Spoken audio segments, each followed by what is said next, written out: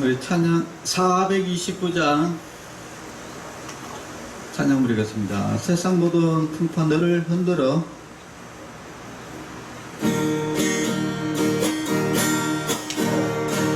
세상 모든 풍파 너를 흔들어. 약한 마음 낙심하게 될 때에 내려주신 복을 세워보아라. 주의 크신 복을 내가 알리라.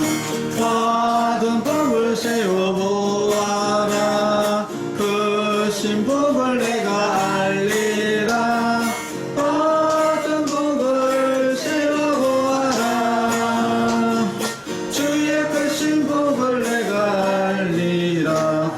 세상 근심 걱정 너를 누르고 십자가를 등에 지고 나갈 때 주가 내게 주신 복을 세우라. 두려움 없이 항상 찬송하리라. 받은 복을 세워보아라. 크신 복을 내가 알리라. 받은 복을 세워보아라. 주의 크신 복을 내가 알리라. 세상 권세 너의 앞길 막을 때 주만 믿고 낙심하지 말아라. 천사들이 너를 보호하리니 염려 없이 앞만 보고 나가라. 받은 복을 세워보아라. 크신 복을 내가 알리라. 받은 복을 세워보아라. 주의 크신 복을 내가 알리라. 아멘. 오후 예배를 하나님께 드리겠습니다. 기도하겠습니다. 하나님 아버지 감사합니다. 오늘도 수요 예배로 주님께서 붙들어 주심을 감사합니다. 우리가 마음과 뜻과 힘을 다해서 하나님께 전심으로 예배를 드리게 해주시고 또 우리 예배를 주님께서 기쁘게 받아주시기를 간절히 원합니다. 모든 예배 순서를 주님께서 주관하여 주시고 또 인도하여 주시기를 간절히 원하고 예수님의 이름으로 기도합니다. 아멘. 200장 달고 오묘한 그 말씀.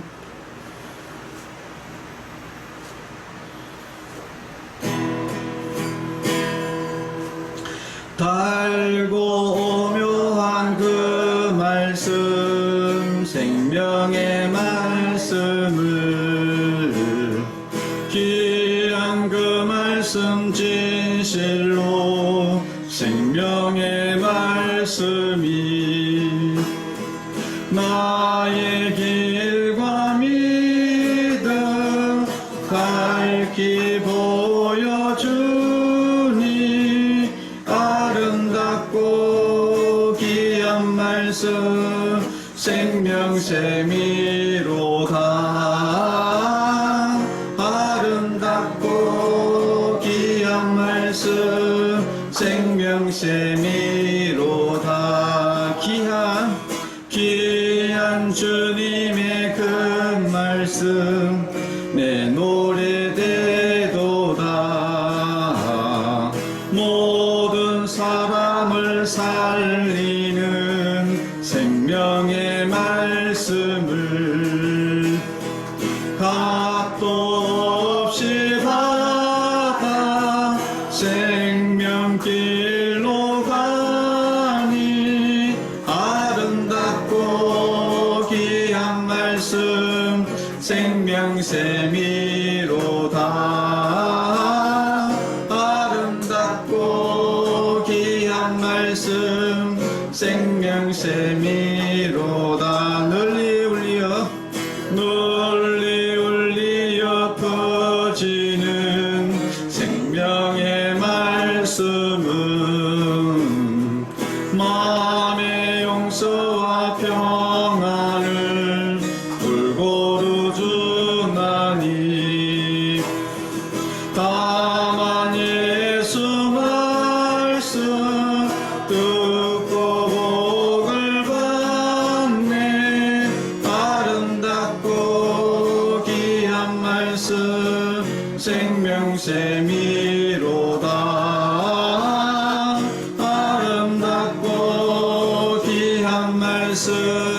생명샘이로다.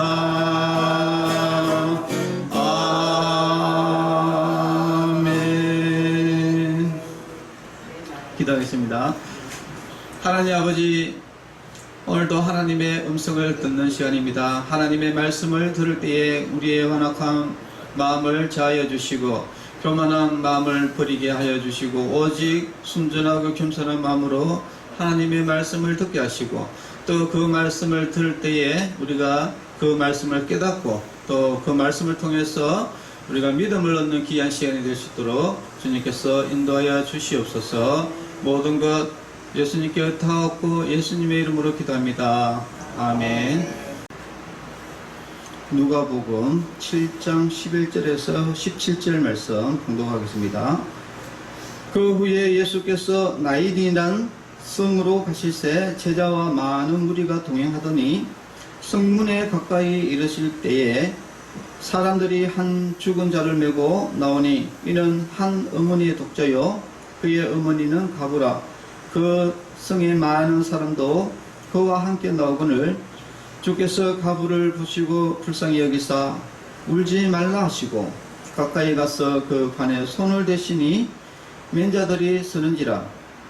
예수께서 이르시되 청년아 내가 네게 말하노니 일어나라 하시매 죽었던 자가 일어나 앉고 말도 하거늘 예수께서 그를 어머니에게 주시니 모든 사람이 두려워하며 하나님께 영광을 돌려 이르되 큰 선지자가 우리 가운데 일어나셨다 하고 또 하나님께서 자기 백성들을 돌보셨다 하더라. 예수께 대한 이 소문이 온 유대와 사방에 두루 퍼지니라. 아멘. 가부의 아들을 살리신 예수님, 이라는 제목으로 말씀을 나누고자 합니다. 전 세계적으로 하루에 죽어가는 인원이 여러분 몇 명 정도 되는지 압니까? 혹시 통계적으로 하루에 1년에 죽는 인원이 아니라 전 세계적으로 하루에 죽어나가는 인원 몇 명 정도 되겠습니까? 몇만 명 되겠죠? 네. 하루에 죽어나가는 인원이 16만 명이 죽어납니다. 16만 명 같으면은 우리가 김해가 지금 거의 50만이 넘거든요. 그러니까 김해의 지금 거의 3분의 1이 김해시의 3분의 1이 하루에, 그것도 오늘 하루에 죽는 인원이 이렇게 죽어나간다는 거예요. 1초당 2명. 예, 지금 딸깍 하는 순간 벌써 2명이 죽어나가는 거예요. 이 죽음이라는 것은 인간에게는 어떻게 보면은 그냥 당연한 일입니다. 그래서 늘 우리 주위에도 죽어나가고 제 친구들도 벌써 많이 죽었어요. 나이가 가면 갈수록 죽어나가는 인원이 많아지게 되는데 오늘 근데 죽음도 여러 가지가 있겠지만 오늘 이 죽음은 조금 안타까운 죽음이에요. 왜냐면은 이런 이야기는 좀 그렇긴 한데 이제 연세가 다 장수할 거 다 하고 이제 죽는 거고 오늘 여기는 청년입니다. 20살도 안 된 아주 젊은 청년이 그것도 가부의 아들, 독자의 독자. 가부가 유일하게 자기 피부치라고 쓰는 아들 한 명밖에 없는데 그 아들이 죽은 거예요. 그러니까 얼마나 여러분 슬프겠습니까? 그래서 이 가부가 그 아들 장례식을 하면서 울고 불고 난리 난 거예요. 아이고 내 아들 이제 가면 어떡하나 이러면서 막 눈물을 흘리면서 대성통곡을 하면서 우는 모습을 예수님께서 보신 거예요. 그러니까 예수님께서 어떻게 합니까? 불쌍히 여기셨다는 거예요. 여기서 이제 불쌍히 여기셨다 이 말은 뭐 우리는 아이고 뭐 불쌍하네 이렇게 저와 여러분들이 생각하는 우리 어르신들도 이렇게 돌아가시가면 저도 또 최근에도 막 이게 어르신들이 돌아가시잖아요, 그죠? 그러면 이제 우리가 보통 어떻게 합니까? 아이고 뭐 어르신 돌아가셨네 이제 이렇게 또 생각하는데 예수님께서 이야기해서 불쌍히 여기시다. 참 이것은 안 됐다는 이런 개념이 아니라 어떤 것이냐면은 자식을 잃은, 진짜 그 가부가 자식을 잃은 그 애통함과 같이 예수님도 함께 불쌍히 여겼다 이야기입니다. 중국 진나라에, 이거는 참고로 중국 진나라에 새끼 잃은 어미 원숭이가 있었어요. 그런데 이 새끼를 잃어놓으니까 맨날 울고 불고 슬프게 하다가 결국은 죽었어요.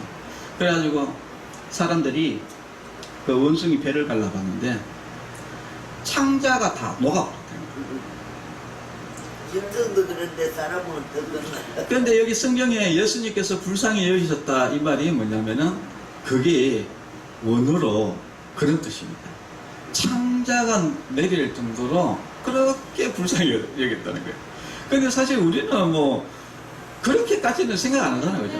뭐 그리고 뭐 또 내하고 관계 있는 사람도 아니고 직접적으로 뭐 내 가족도 아니고 뭐 그런데 그렇게 하는데 예수님께서는 그렇게 가부의 그 눈물인 모습을 보고 너무나 진짜 내장이 녹을 정도로 그렇게 같이 이제 슬퍼를 하셨다는 거예요. 그래서 불쌍히 여기셨다는 겁니다. 그러면서 예수님께서 가부에게 한마디 하십니다. 울지 말라. 자, 오늘 이 본문에서 이제 중요한 말씀이, 예수님께서 하신 말씀이 크게 두 말이 나옵니다. 첫 번째 뭡니까? 가부에게 했는 말. 울지 말라는 이야기입니다. 그리고 또 죽은 청년에게 했던 말이 뭡니까?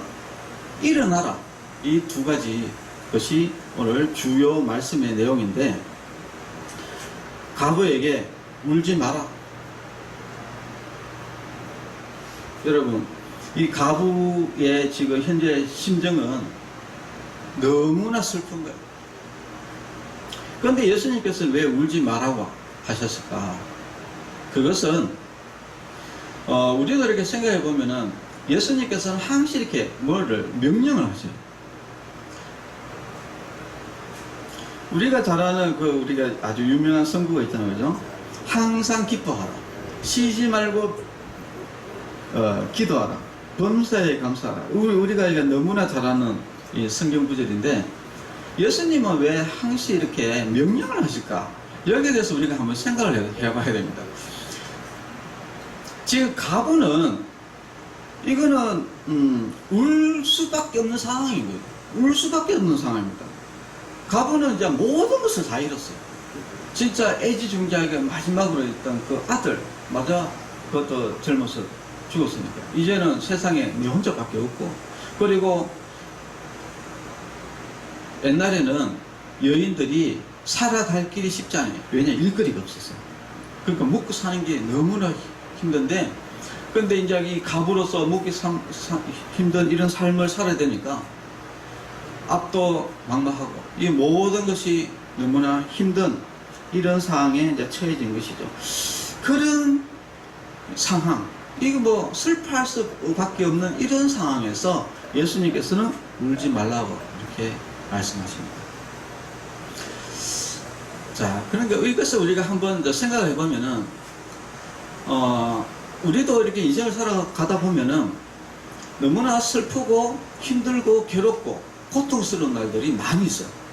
그래서 어떤 사람은 사기를 당해가지고, 어떤 사람은 보증을 잘못 써가지고, 어떤 사람은 남편을 잘못 만나가지고, 뭐 이렇게 하여튼 여러 가지로 우리는 슬프고 울 수밖에 없는 어려운 상황들이 늘 있습니다.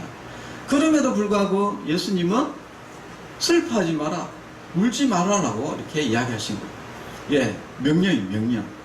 그건 왜 그렇습니까? 사실은 우리가 슬플 수밖에 없는 이런 상황이지만은 우리가 예수님의 그 말씀, 명령에 우리가 복종하는 믿음을 가지고 우리가 그 말씀대로 살아가는 것, 이것이 믿음이라는 겁니다. 맞습니다. 감사합니다. 아버지 감사합니다. 우리가 사실은 인생을 이제 되돌아보면은 기쁜 것보다는 슬픈 게 더 많아요.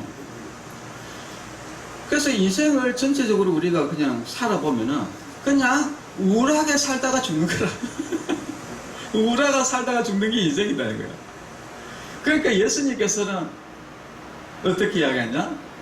울지 말라는 거야. 명령하시는 거야. 바로 예수님 믿지 않느냐? 그러니까 예수님을 믿고 네가 그 믿음을 가지고 울지 말고 오히려 어떻게 기쁘게 살아라. 그래서 우리가 이제 우리가 슬퍼하지 않게 사는 것, 우울하지 않게 사는 것, 이것도 결국은 불신앙에서 오는 것이라는 거예요. 우리가 믿음 있는 사람은 이런 슬프게 우울하게 살지 않습니다. 그래서 내가 또 살아가다 보면은 내가 요즘에 너무 우울하다 이러면은 여러분 예수님에 대한 믿음이 부족했어요. 예수님에 대한 신뢰, 그것이 이제 부족하기 때문에. 예수님께서는 이렇게 하죠. 요한복음 14장 6절에 나는 길이요 진리요 생명이다 이렇게 이야기합니다. 인생의 모든 길은 예수님께서 벌써 다 예비를 해놨습니다. 그래서 예수님을 믿으면은 나의 모든 인생은 다 인도해 주세요.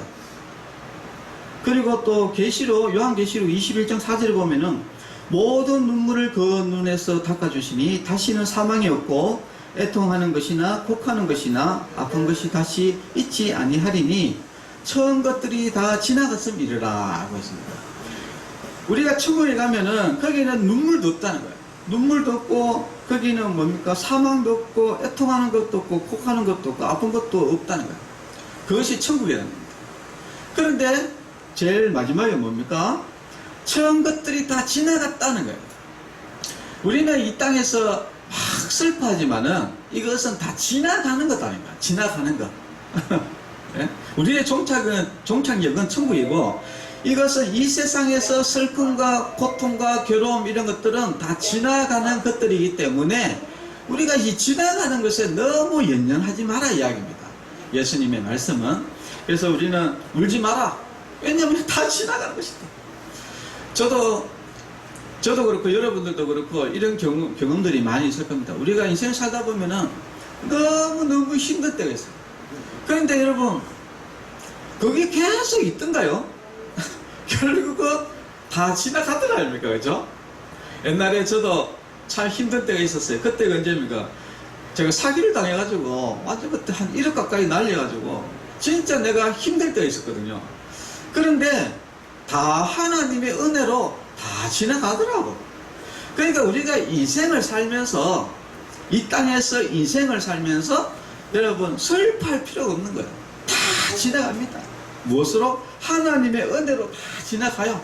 그러니까 걱정을 할 필요 없어. 근데 괜히 나만 슬퍼가지고 믿음이 부족해가지고 슬프고 우울하고 괴롭고 이렇게 사는 것밖에 없는 거예요. 로마서 8장 2절에 보면은 이는 그리스도 예수 안에 있는 생명의 성령의 법이 죄와 사망의 법에서 너를 해방하였습니다. 사람이 죽잖아요. 그죠? 사실은 이 가부가 지금 슬프게 우는 이유는 뭡니까? 자식이 죽어서 죽는 거거든요. 그런데 예수님은 뭐냐? 생명이 나에게 있다는 거예요. 예수 안에 있는 생명의 성령의 법이 죄와 사망의 법에서 너를 해방했다 이야기입니다. 요한복음 10장 18절에 보면은 이를 내게서 뺏는 자가 있는 것이 아니라 내가 스스로 버리노라. 나는 버릴 건세도 있고 다시 얻을 건세도 있으니 이 계명은 내 아버지에게서 받았노라 하시니라 이랬습니다. 예수님은 바로 이 생명을 가지고 있어요. 그래서 예수님은 스스로 생명을 볼 수도 있고 스스로 생명을 얻을 수도 있어요. 스스로 죽으신 거예요. 스스로. 왜냐하면 예수님을 죽일 수 있는 이 세상의 사람은 아무도 없습니다. 예수님이 스스로 우리의 죄를 위해서, 우리 인간의 죄를 위해서 십자가에 내 목숨을 내놓으신 것이죠. 그리고 나서 죽어서 어떻게 됩니까? 다시 예수님은 스스로 살아나신 것이죠. 왜냐하면 예수님은 또 신이시잖아요. 그죠? 신이시고 이 생명을 주관하시는 분이기 때문에 모든 생명은 예수님에게 있다. 요한복음 14장 6절에 내가 곧 길이요 진리요 생명이다. 예수님은 생명이다. 예. 그리고 요한복음 14장 25절에는 또 이런 이야기가 있습니다. 예수께서 이르시되 나는 부활이요 생명이니 다시 살아나는 것과 그리고 또 이 생명은 바로 예수님. 나를 믿는 자는 죽어도 살겠고 무릇 살아서 나를 믿는 자는 영원히 죽지 아니하리니 이것을 네가 믿느냐? 이렇게 우리에게 묻습니다. 자, 이 생명은 예수님에게 있다. 예. 창세기 2장 7절에 보면은 하나님께서 흙으로 사람을 만드시고 코에 생기를 불어넣었다고 했습니다. 그래서 사람이 생명이 되었다 이렇게 얘기했어요. 이 생명을 불어넣으신 분이 누구시냐? 바로 예수님이시거든요. 그래서 예수님은 이 생명을 주관자시고 죽음에 대해서 슬퍼할 일이 없다. 우리가 사실은 사람은 다 죽습니다. 히브리서 9장 27절에 보면은 한 번 죽는 것은 사람에게 정하신 것이요 그 후에는 심판이 있으리니 라고 되어 있습니다. 그래서 사람은 누구나 다 죽어요. 그러나 우리는 죽음에 대해서 슬퍼할 필요가 없다. 우리는 죽음에 대해서 슬퍼할 필요가 없습니다. 자, 그리고 이제 두 번째, 청년에게 이야기했습니다. 청년아, 이제 일어나라! 라고 이렇게 이야기했어요. 청년에게 이제 일어나라고 했는데, 이 일어나라라는 이 단어, 이 헬러로, 에게르베티라는 헬러입니다. 이것은 뭐냐면은, 다시 살아나라는 거예요. 이거는 예수님께서 나는 부활이요 생명이라고 이야기했을 때 그 예수님께서 이야기하신 부활. 자, 근데 우리가 예수님께서 우리를 이제 살리신 것도 있는데 여기서 또 우리가 이제 중요한 영적 의미를 우리가 한 가지 좀 깨달아야 될 것이 있습니다. 누가복음 7장 15절에 보면은 이 과부의 아들이 살아납니다. 살아나서 이렇게 봅니다. 죽었던 자가 일어나 앉고 말도 하거늘 이렇게 합니다. 죽었던 자가 일어나 앉고 말도 한다 이렇게 나옵니다. 에베소서 2장 5절에서 6절에 보면은 허물로 죽은 우리를 그리스도와 함께 살리셨고 또 함께 일으키사 그리스도 예수 안에서 함께 하늘에 앉히시니 라는 말씀이 있습니다. 자, 예수님께서 그 청년을 부활하시고 우리도 부활한 것 같이 우리도 나중에 부활해서 뭡니까? 우리도 그리스도와 함께 우리도 함께 살아서 부활해서 함께 우리를 일으키셔가지고 그 그리스도 예수 안에서 함께 하늘에 앉히신다는 거예요. 우리가 천국에 우리가 가서 앉히신다. 그래서 우리가 이제 예수님을 믿으면은 우리도 다시 다 나중에 다시 다 부활합니다. 다시 다 살아나서 이제 천국에 다 앉게 될 것인데, 그런데 우리가 이제 이 땅에서 우리에게 예수님께서 이야기하시는 부분, 청년아 일어나라. 우리에게 지금 이야기하시는 건 뭐냐면 우리가 지금 영적으로 지금 죽어 있는 상태가 있어요. 우리가 신앙생활을 하는데 우리가 올바른 신앙생활을 하는 것이 아니라 죽어 있는 신앙생활입니다. 죽은 것과 산 것의 차이점이 뭐냐? 그것은 죽은 자는 말이 없다. 죽은 사람은 움직이지도 않고 말도 하지 않아요. 근데 산 자는 오늘 어땠습니까? 일어나 앉고 말도 한댔죠. 야고보서 2장 26절에 보면은 영혼 없는 몸이 죽은 것 같이 행함이 없는 믿음은 죽은 것이다 라고 되어 있습니다. 우리가 예수님을 믿긴 하지만은 근데 행함이 없는 믿음은 곧 죽은 믿음입니다. 왜 그러냐면은 이게 산 사람들은 움직이잖아요, 그죠? 그리고 말도 하고 이런데 죽은 믿음은 움직이지도 않고 말도 하지도 않는 거예요.